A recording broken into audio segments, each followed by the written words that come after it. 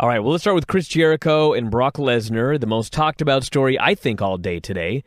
Backstage altercation following the Brock Lesnar-Randy Orton match. We got to talk about that and the status of Randy Orton. So, what happened? Okay, so what happened, I guess, was after the match, Jericho went to the gorilla position, and he was actually more worried about Randy Orton, if Randy Orton was doing okay, and he asked Michael Hayes, like, what was the finish? And Michael Hayes wouldn't tell him, because the deal with Lesnar is that his stuff, it's like kept really quiet. I mean, I don't know how many people knew the finish, but it was very, very few. It's not like at the agent meeting. It's not like the writers knew. Nobody knew. The idea was, I don't want to say they were out there trying to work the boys, but they were certainly not trying to let anyone know what was going on. I mean, they didn't want anyone to know what was going on with that finish. So, I mean, obviously, the whoever it is that did the betting, they knew that that Brock was going to win. So that wasn't necessarily a secret, but the way that they were going to do that, they definitely kept that whole thing a secret. I mean, however many people knew, I don't know, but it was very, very limited. But the belief is Michael Hayes knew, because he would have been high enough on the chain to know that.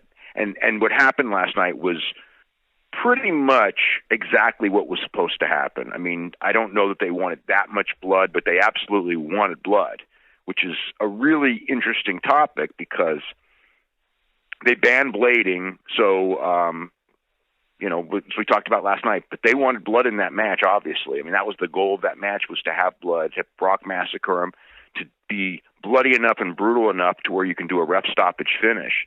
So you've got to at least have a decent amount of blood out of that. And and it was enough for where he needed 10 staples to close the cut. So anyway, Jericho goes in there. Hayes wouldn't tell him. So Jericho goes, well, that's bullshit. And then Lesnar walks in right when Jericho says that and thinks that he's talking about, Lesnar, whatever Lesnar did was bullshit. Where, I think that when he said that, he meant that it's bullshit that, whether it's bullshit that, they wouldn't tell him what the finish was supposed to be, or if there was a screw up or anything like that. So Lesnar's like, mind your own business, and it escalated, and they were yelling at each other, and it got physical.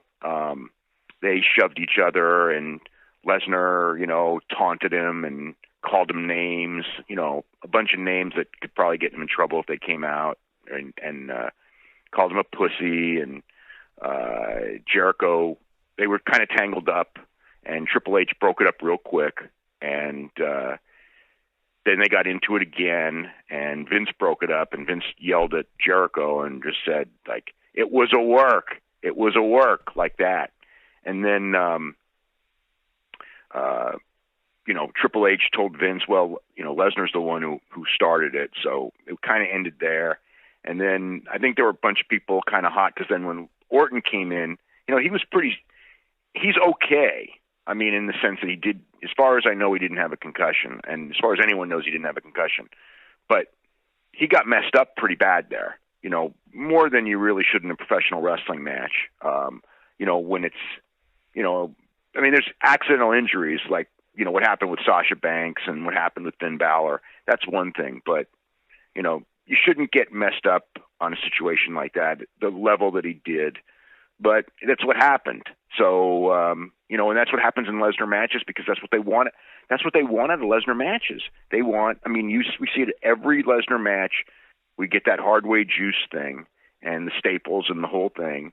And, and maybe there's been blades used, maybe there hasn't. The insistence is they've never used blades. All I know is this one, there absolutely was not a blade used. This one was a hardway shot, actually multiple shots. So, yeah, that's what happened. This thing is so ironic. The very idea that we don't want to use blades because it's barbaric, So instead, this 290-pound MMA fighter is going to gash this guy open with his elbow, nearly kill the poor guy. But well, hey, he didn't nearly kill him. We weren't. But I mean, barbaric. The idea, as it was explained, is that he knows how to do it and he can cut him without hurting him. And 10 staples. Yeah, well, I know. He rocked him pretty good.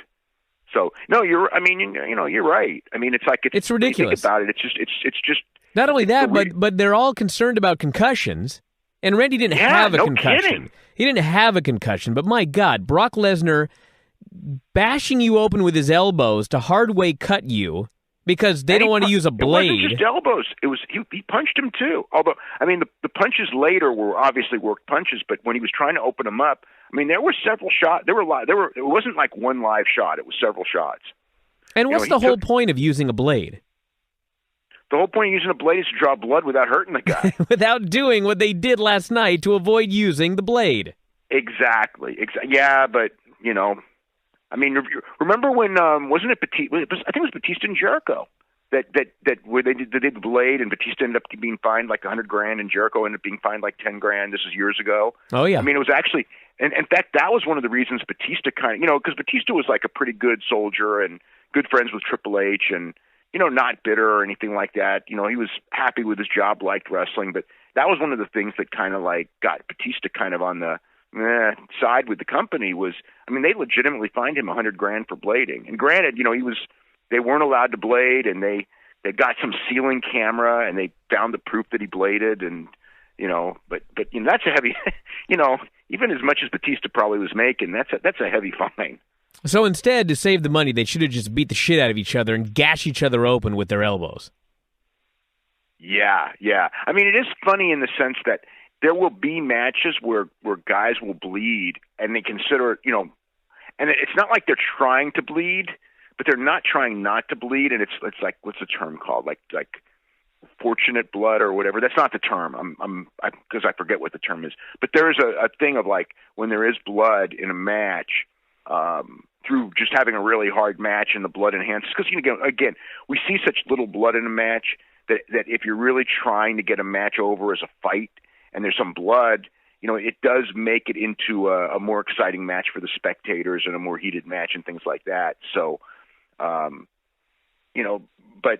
it's not, and I don't think that guys are going in there looking to do it, but they're not, even if they're something happens and the guy gets a bloody nose or something like that, and it's just you kind of move and you kind of get hit and things happen. There's one thing, but this was the goal of this thing was, I mean, he was gonna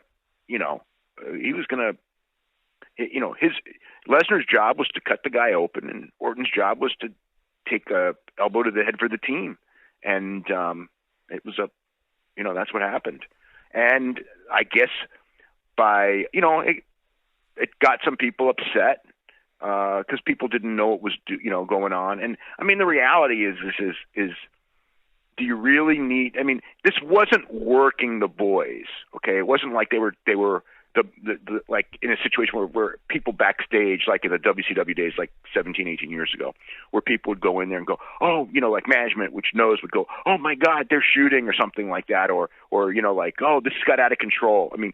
Which is total bullshit, and nothing good ever comes of it. This was not working the boys, but it was, in a sense, trying to keep as few people who knew, but it had already happened by this point.